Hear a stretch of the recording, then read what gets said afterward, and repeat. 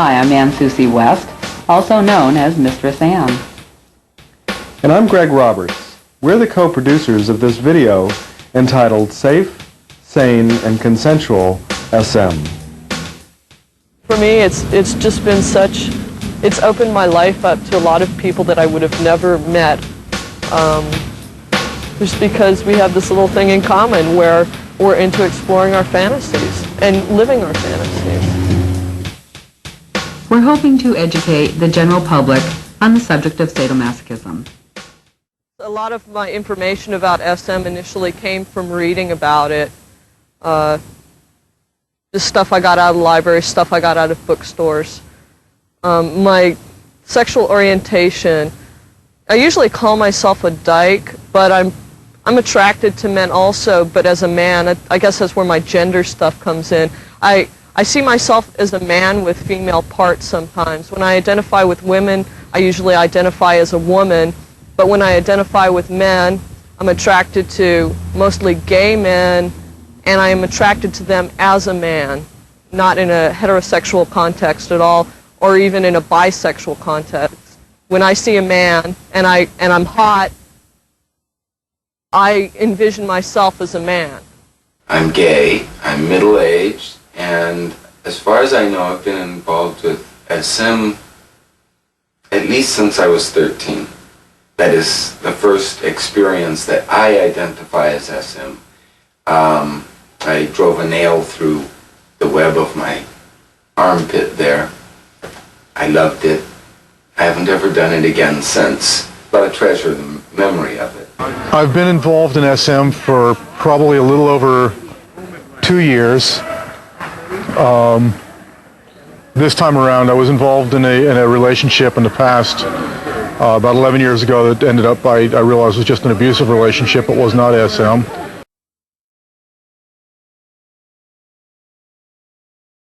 To me, SM is the true expression of myself, more so than anything else. It's what really gets me excited.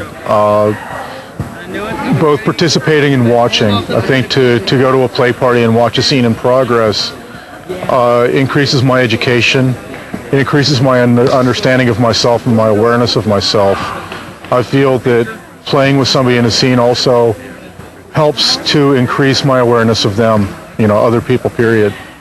The only reason why I prefer SM activity to other kinds of sex is because it's the kind of sexuality that I find the most pleasurable, and it's also the kind of sexual activity that brings me the closest to my partner.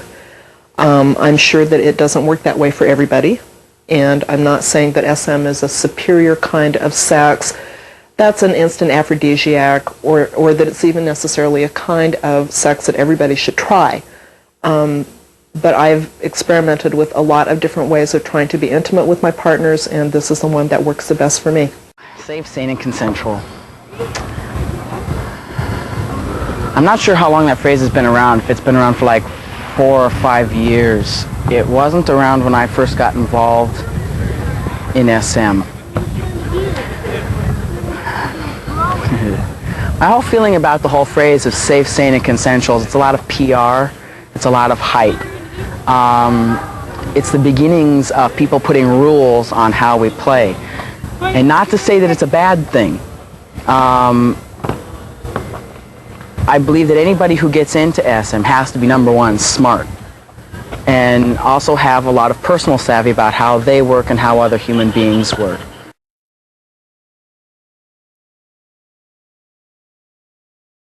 What topping and bottoming is all about.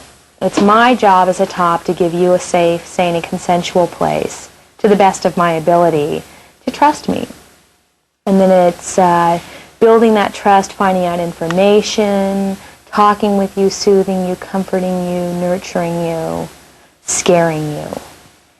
And then it's your job as a bottom to hand your power and your trust and your faith and your sex to me.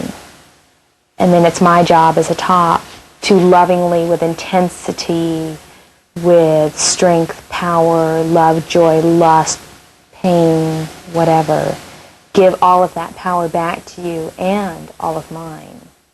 And then it's art, that's the scene. And then the come down is when you give me my power back. We become equals again. There's dominance and there's submission. But at the same time, for me, there's equality. I can't give myself to someone who I don't feel is my peer, and vice versa. I would feel something was wrong if there was inequality in the relationship. So it sounds strange, but that has to be part of it. I don't have much use for bottoms who are total, absolute bottoms, always submissive, always docile. I worry about those kinds of people. And I don't have time for tops who just think they're tops all the time and major studs. People have preferences one way or the other, and I understand that, but, it's understanding that we're coming together as individuals, and we're meeting in the middle, and that's when it's sort of like we have to come together like this and then do that.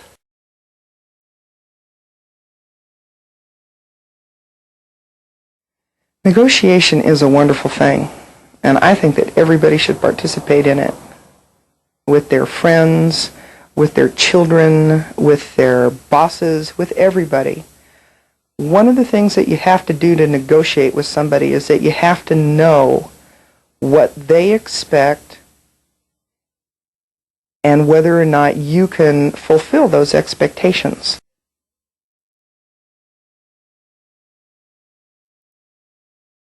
One of the really nice things about SM sex is this concept of taking breaks. And I don't know of any other kind of sex where people feel like it's okay to call for a timeout and kind of sit down, talk with each other, and then decide they're going to keep on playing, or they're going to stop, or they're going to do something different. And that's one of the ways that I tell when the bottom I'm playing with has reached a limit. I just take a break, and we both get a little distance from the fantasy characters that we're playing and talk to each other like two regular human beings, and I check in with them and say, so are you having a good time? Are you cold? Do you need some water? Do you need to sit up? Do you need to go to the bathroom? And usually that's a pretty quick check-in, and then we can go on with what we're doing. Part of it is prior negotiation. If the bottom has told me that they don't want any bruising, then, if I notice that their skin's starting to get past a certain point of redness, then I stop. Tears.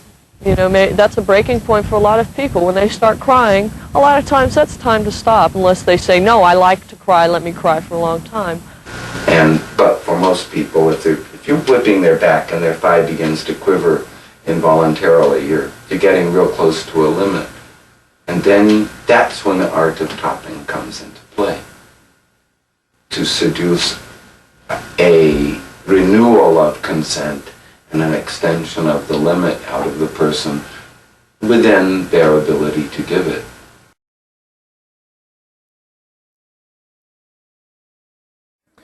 I think the first time I bottomed, this time around in SM, was to get on my knees and lick Daddy's boots and say, yes, Daddy, and mean it. In the relationship that I'd had before that was abusive, I only played top, but I would not let myself play bottom.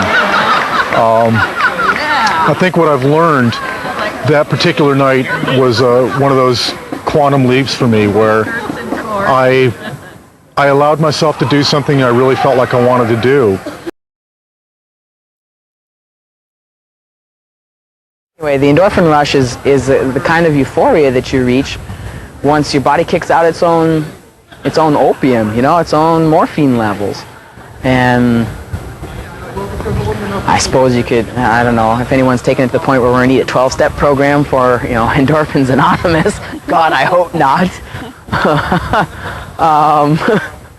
I suppose a few of us are pretty addicted to it. That's why we keep doing it. It takes you off into a whole other world, and not so much outside, but inside. It takes you off into the different planes that exist within yourself. You get to see whole new aspects of yourself that you don't see out in the everyday world.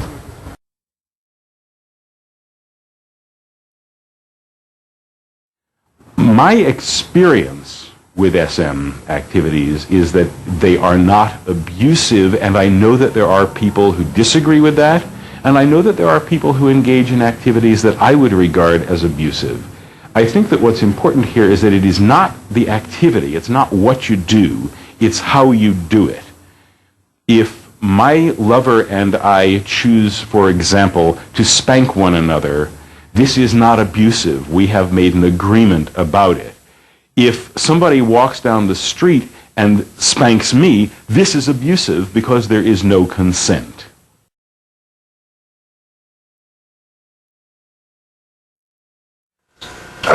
I have a significant other. He's my boy, my lover, my dog, my slave, and that makes me his daddy, also his lover, his master. And it isn't that our relationship is undefined, it's just that it contains all of those sides.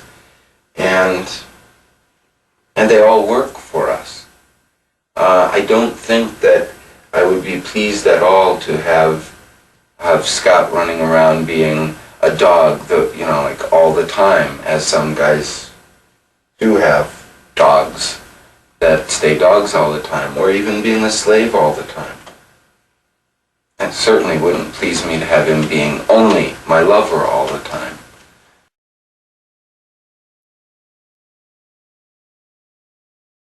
Before I got involved with the whole realm of dominance and submission and erotic power play, I did not know how to negotiate nearly as well as I do now. I also didn't know how to communicate nearly as well as I do now.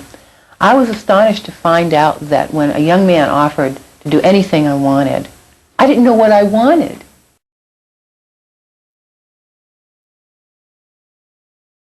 You know, everybody is going to fear what they don't understand. And I think the people who go around in leather with whips and whatever are in a sense saying, we want to pursue our own happiness. We want to pursue our own expression. But I think they're also saying, don't be afraid of us. Try and understand us. Yes, we wear these things, but they will do you no harm, because unless you decide to become one of us or join us, you know, we only want you to know that this is what we are, and we really mean no harm by it. We're simply expressing ourselves, as is our right.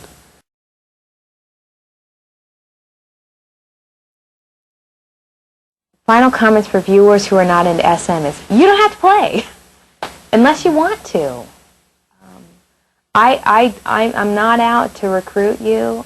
If you don't want to be a part of this, stay away. If what I'm doing is making me truly happy inside and making me feel like a whole person, then I see no harm in that.